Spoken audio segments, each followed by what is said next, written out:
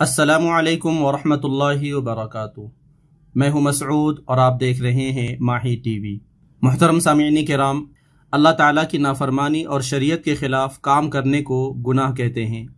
گناہ خواہ چھوٹے ہوں یا بڑے، انسانوں کے لیے دنیا اور آخرت میں تباہی اور بربادی کا ذریعہ ہے۔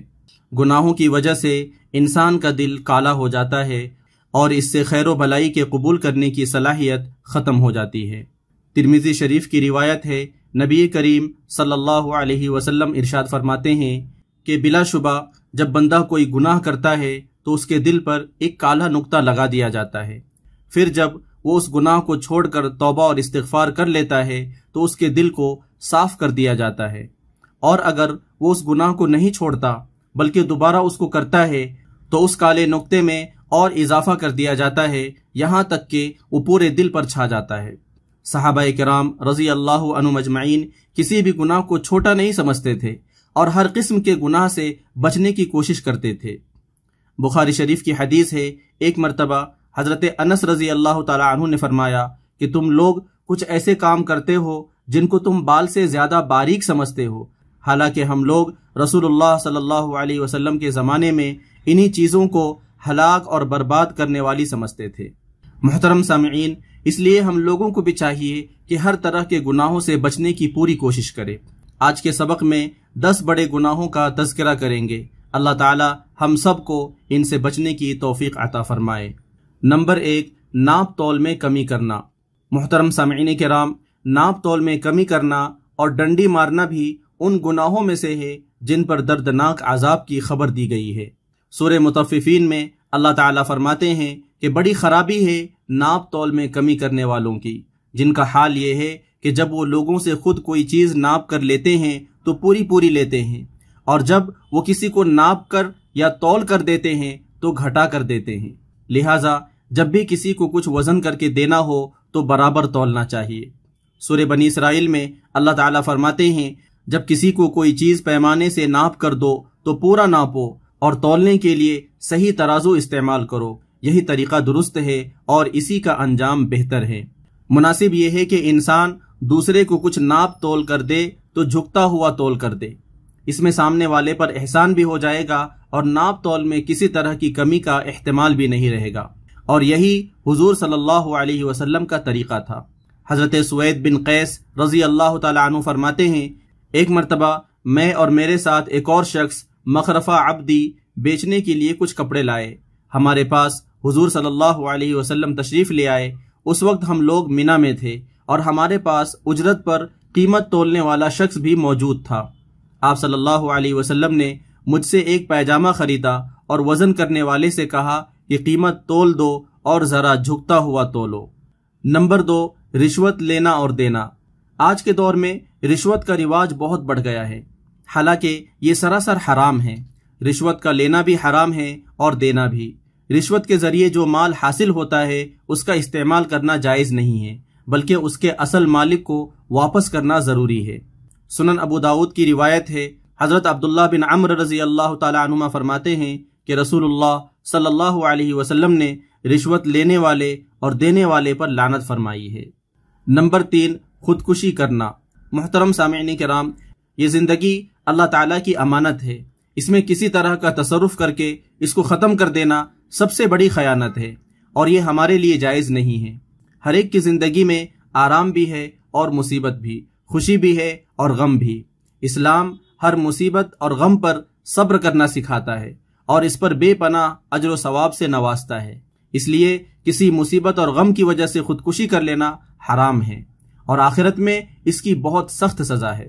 صحیح بخاری کی ایک روایت ہے، رسول اللہ صلی اللہ علیہ وسلم نے ارشاد فرمایا کہ جس شخص نے پہاڑ سے گر کر خودکشی کی وہ ہمیشہ ہمیشہ جہنم کی آگ میں پہاڑ سے گرتا رہے گا، اور جس نے زہر پی کر خودکشی کی اس کا زہر اس کے ہاتھ میں ہوگا اور وہ ہمیشہ ہمیشہ جہنم کی آگ میں اس کو پیتا رہے گا، اور جس نے کسی لوہے کے ذریعے خودکشی کی تو اس کے ہاتھ میں لوہا ہوگا جسے وہ ہمیشہ ہمیشہ جہنم کی آگ میں اپنے پیٹ میں گھونپتا رہے گا۔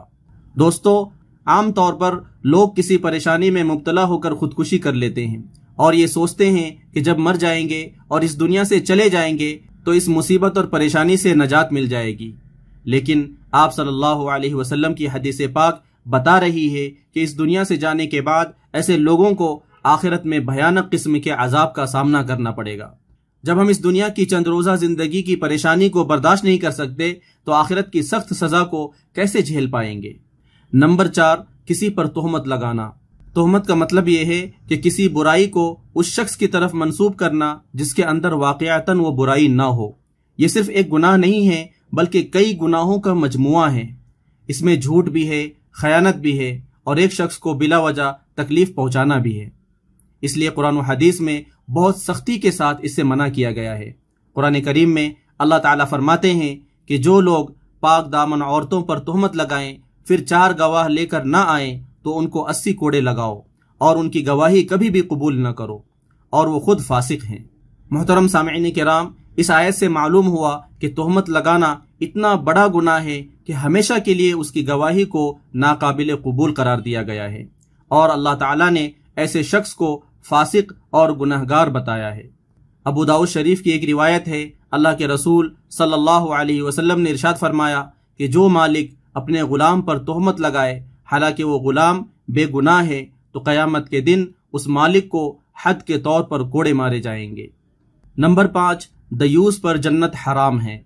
دیوس اس شخص کو کہتے ہیں جس کے گھر میں برے کام یعنی زنا اور زنا سے متعلق چیزیں ہو رہی ہوں اور وہ شخص اس پر خاموش رہے، روک ٹوک نہ کرے۔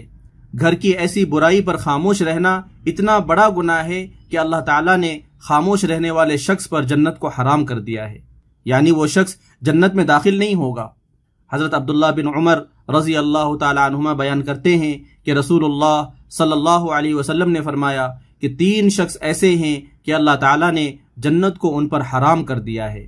ایک وہ شخص جو شراب پیتا ہے، اور دوسرا وہ شخص جو ماں باپ کو تکلیف پہنچاتا ہے، اور تیسرا وہ شخص جو دیوس ہے، یعنی جو اپنے گھر والوں میں بدکاری ہوتے ہوئے دیکھتا ہے مگر اس پر روک ٹوک نہیں کرتا۔ نمبر 6، جاندار کی تصویریں بنانے والے۔ جاندار کی تصویریں بنانا بھی بہت بڑا گناہ ہے۔ قیامت کے دن جاندار کی تصویر بنانے والے کو سخت ترین عذاب دیا جائے گا۔ بخاری شریف کی ایک حدیث ہے، حضرت عبداللہ بن مسعود رضی اللہ تعالی عنہ فرماتے ہیں کہ رسول اللہ صلی اللہ علیہ وسلم نے ارشاد فرمایا، اللہ تعالیٰ کے نزدیک سب سے زیادہ عذاب تصویر بنانے والوں کو ہوگا۔ جاندار کی جو بھی تصویر بنائی جائے گی اللہ تعالیٰ قیامت کے دن اس میں جان ڈال دیں گے، اور پھر وہی تصویریں اپنے بنانے والے کو جہنم میں عذاب دے گی۔ رسول اللہ صلی اللہ علیہ وسلم نے ارشاد فرمایا کہ ہر تصویر بنانے والا جہنم میں ہوگا۔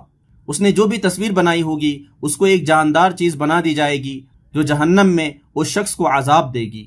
محترم سامعین کرام، جاندار کی تصویریں اللہ تعالیٰ کو اتنی ناپسند ہیں کہ جس گھر میں وہ تصویریں ہوتی ہے اس میں رحمت کے فرشتے داخل نہیں ہوتے۔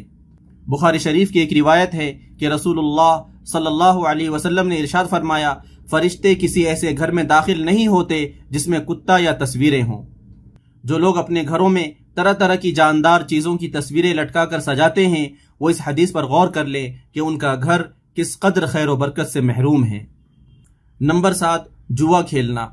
زمانہ جاہلیت میں جوئے کا بہت رواج تھا، لوگوں کا یہ ایک محبوب مشغلہ تھا۔ جوئے میں ظالمانہ اور ناجائز طریقے سے مال حاصل کیا جاتا ہے جو انسان کو ایک لمحے میں کوڑیوں کا محتاج بنا دیتا ہے، اور بعض مرتبہ مال و جائیداد سے بڑھ کر انسان کی عزت بھی خطرے میں پڑ جاتی ہے۔ اس لیے رسول اللہ صلی اللہ علیہ وسلم نے جوئے کی تمام شکلوں کو حرام قرار دیا ہے اور ان کو ختم فرمایا ہے۔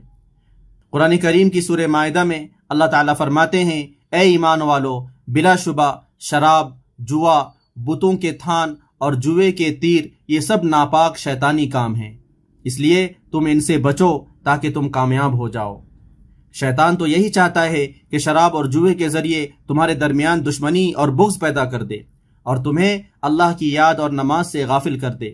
اب بتاؤ کہ کیا تم ان چیزوں سے باز آ جاؤ گے؟ محترم سامعین کرام، جب یہ آیت نازل ہوئی تھی تو صحابہ کرام رضی اللہ عنہم اجمعین نے فوراً کہا تھا کہ اے ہمارے پروردگار، ہم رک گئے۔ لیکن آج پھر وہی زمانہ جاہلیت لوٹ آیا ہے۔ ہمارے درمیان لاٹری، کبوتر بازی اور نہ جانے جوئے کی کیسی کیسی شکلیں رائج ہیں، اور ہم مسلمان اس میں جکڑے ہوئے ہیں۔ یاد رکھیے جوئے کے ذریعے کمایا ہوا مال حرام ہے۔ نمبر 8، جھوٹی گواہی دینا۔ گواہی ایک امانت ہے۔ جب بھی گواہی دینے کی ضرورت پیش آئے تو صحیح اور درست گواہی دینی چاہیے۔ غلط اور جھوٹی گواہی دینا بہت بڑا گناہ ہے۔ بہت سے لوگ کسی کا مال دبانے کے لیے یا کسی عزیز کو مقدمہ جتانے کے لیے جھوٹی گواہی دے دیتے ہیں، اور بعض لوگوں نے تو اس کو اپنا پیشہ بنا رکھا ہے۔ یہ سب حرام ہے اور کبیرہ گناہ ہے۔ رسول اللہ صلی اللہ علیہ وسلم نے ارشاد فرمایا کہ جھوٹی گواہی دینا اللہ کے ساتھ شرک کرنے کے برابر ہے۔ نمبر 9، کسی کی جائیداد دبا لینا۔ بخاری شریف کی ایک حدیث ہے، حضرت سعید بن زید رضی اللہ تعالیٰ عنہ کہتے ہیں کہ رسول اللہ صلی اللہ علیہ وسلم نے ارشاد فرمایا، جس شخص نے بالشت بھر زمین کا کوئی حصہ ظلم کے طور پر دبا لیا تو قیامت کے دن اس کے گلے میں 7 زمینوں کا طوق ڈالا جائے گا۔ دوستو، بہت سے لوگ اپنی طاقت اور چالاکی کے بلبوتے پر دوسروں کا مال ہڑپ کر لیتے ہیں اور اس کو اپنا بہت بڑا کمال سمجھتے ہیں۔ خاص طور پر لڑکیوں کو مال وراثت میں حصہ نہیں دیتے۔ یہ سب چیزیں اس حدیث کے حکم میں داخل ہیں اور سب کو یہ عذاب ملنے والا ہے۔ نمبر 10، چغلی کرنے والا۔ چغل خوری کا مطلب یہ ہے کہ کوئی شخص 2 آدمیوں کے درمیان جھوٹی سچی باتیں بیان کرے تاکہ ان دونوں کے آپسی تعلقات خراب ہو جائیں۔ یہ اسلام کی نظر میں شدید ترین گناہوں میں سے ہے۔ مسلم شریف کی ایک روایت ہے، رسول اللہ صلی اللہ علیہ وسلم نے ارشاد فرمایا کہ چغل خور جنت میں داخل نہیں ہوگا۔ بخاری شریف کی روایت ہے کہ ایک مرتبہ نبی کریم صلی اللہ علیہ وسلم 2 قبروں کے پاس سے گزرے۔ آپ نے فرمایا کہ ان دونوں قبر والوں کو عذاب ہو رہا ہے، اور یہ عذاب کسی ایسی چیز پر نہیں ہو رہا جس کو وہ چھوڑ نہیں سکتے تھے۔ بلا شبہ ان کا جرم بہت بڑا ہے۔ ان میں سے ایک اپنے پیشاب کی چھینٹوں سے نہیں بچتا تھا اور دوسرا چغلی کھایا کرتا تھا۔ محترم عزیز دوستو، آج کے سبق میں قرآن و حدیث سے یہ معلوم ہوا کہ رشوت لینا دینا دونوں حرام ہے، اور اس پر اللہ تعالیٰ اور اس کے رسول کی لعنت ہے۔ خودکشی کرنا، جاندار کی تصویریں بنانا، جھوٹی گواہی دینا، جوا کھیلنا، کسی کی جائیداد دبا لینا اور کسی پر تہمت لگانا، یہ سب حرام ہیں۔ اسی طریقے سے دیوس اور چغلی کرنے والے جنت میں نہیں جائیں گے، اور ناپ تول میں کمی کرنے والے آخرت میں بہت نقصان میں رہیں گے۔ اللہ تعالیٰ ان چیزوں سے ہم سب کی حفاظت فرمائے، آمین یا رب العالمین۔ السلام علیکم ورحمۃ اللہ وبرکاتہ۔